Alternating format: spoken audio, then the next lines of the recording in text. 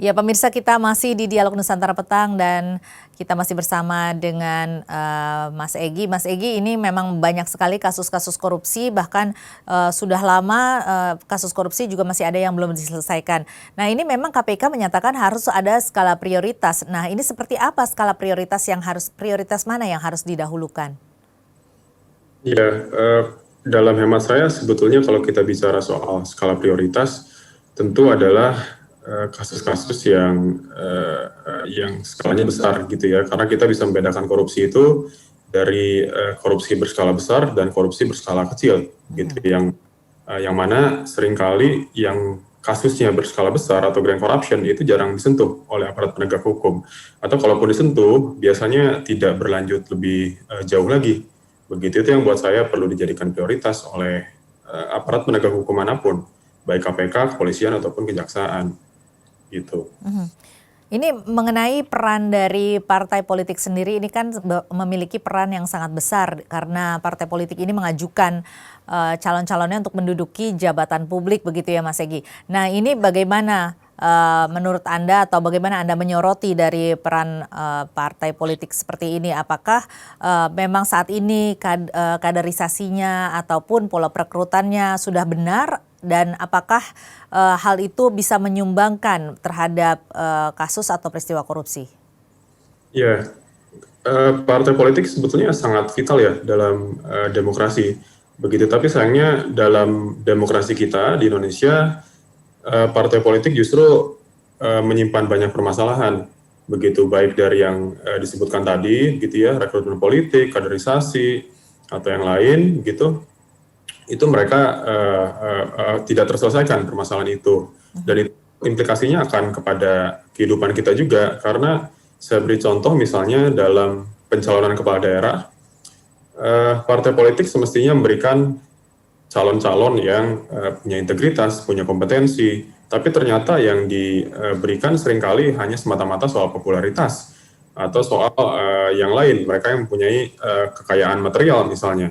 Sehingga akhirnya nanti kebijakan akan berpihak pada kepentingan mereka, kepentingan privat, tidak lagi pada kepentingan publik. Dan praktik korupsi juga akan semakin marak dengan terpilihnya kepala daerah yang tidak punya integritas ataupun kapasitas. Begitu, dan parpol punya tanggung jawab yang besar perihal itu. Kalau dalam hal ini, penegakan hukum ataupun penindakan dan penegakan pemberantasan korupsi oleh negara ataupun oleh pemerintahan terhadap partai politik ataupun terhadap kader-kader partai yang melakukan korupsi seperti apa menurut Anda? Ya, sebetulnya untuk penindakan terhadap partai politik sudah ada begitu ya. Maksud saya bukan berarti nol sama sekali dilakukan oleh aparat penegak hukum. Kita juga melihat ada ketua parpol misalnya atau petinggi parpol yang lain pernah ditindak oleh KPK atau APH yang lain. Begitu, tapi memang semestinya ada fokus juga ke arah sana, satu soal penindakan dan kedua soal pencegahan terkait partai korupsi yang dilakukan oleh kader parpol, begitu. Jadi mungkin dalam hal ini KPK misalnya perlu melakukan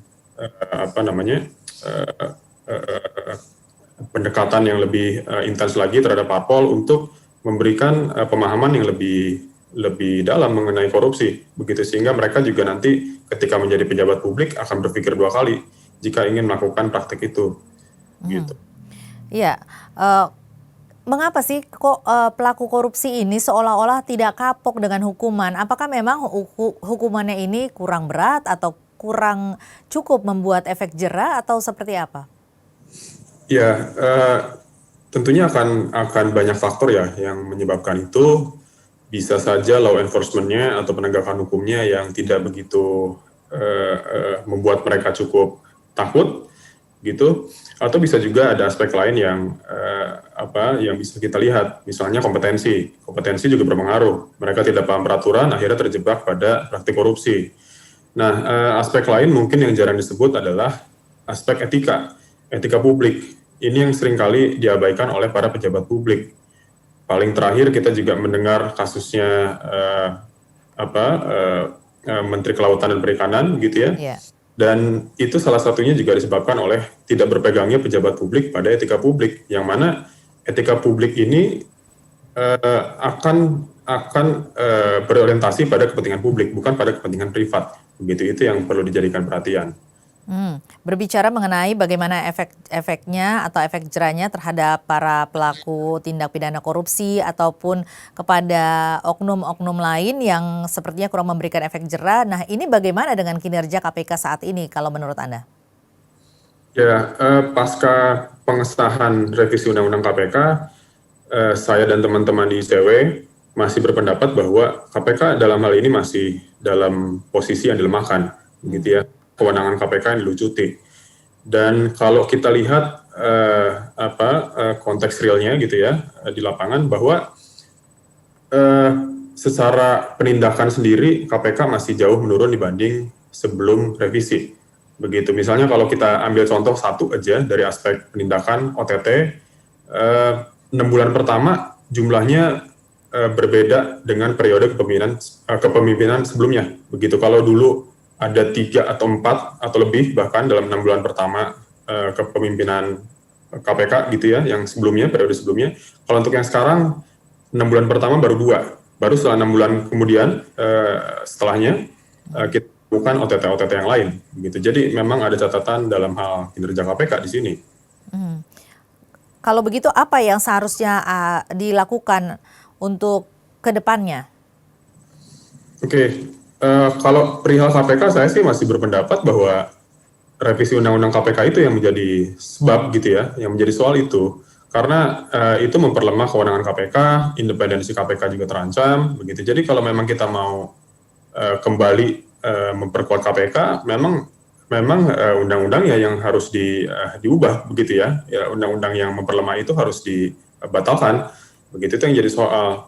Nah, ke depan juga mungkin di tengah kondisi yang sulit dalam hal pemberantasan korupsi, partisipasi warga menjadi semakin relevan, gitu, karena tanpa adanya aparat penegak hukum yang kita anggap bagus dalam melakukan kinerjanya, warga bisa berinisiatif untuk melakukan pengawasan terhadap berbagai hal di tempatnya masing-masing, baik itu di pemerintahan daerahnya, atau juga pelayanan publik secara lebih spesifik, itu juga bisa dilakukan oleh warga. Bagaimana bentuk-bentuk peran serta dari masyarakat yang Anda sarankan pada saat ini? Ya, banyak ya, kalau bicara soal itu, apapun bisa kita lakukan. Dalam hal ini kalau kita bicara soal pelayanan publik, kita bisa memantau soal praktek pelayanan publik di lokasi sekitar, misalnya entah di kecamatan atau di kelurahan, atau yang lain. Apakah ada praktek penyimpangan di situ? Terkecil misalnya pungli, apakah ada pungli? Gitu. Kalau memang ada pungli, itu harus dilaporkan. Atau kalau kita mau bicara yang lebih advance lagi, gitu ya, kita bisa melakukan analisis anggaran publik. Apakah anggaran publiknya layak, proper, apakah ada yang diselewengkan atau tidak. Begitu, dan kalau memang ada, itu bisa diungkap ke publik luas atau dilaporkan kepada aparat penegak hukum. Jadi pada intinya kalau kita bicara soal pengawasan anti korupsi, begitu ya, pengawasan korupsi, ini kita bisa melakukan banyak hal dan tidak terbatas pada 1 atau 2 hal saja. Ya, nah masalahnya apakah peran serta dari masyarakat ini bisa diperhitungkan atau akan direspons begitu? Ini kan yang menjadi masalah juga, karena ketika nanti ada aksi tentunya harus ada reaksinya begitu kan, harus ada responsnya. Nah, ini apakah nanti responsnya akan bisa mendapatkan masukan dengan baik? Nanti kita akan bahas lebih lanjut, Mas Egy, tetapi kita harus jeda dulu. Pemirsa tetaplah bersama kami akan kembali setelah jeda berikut ini.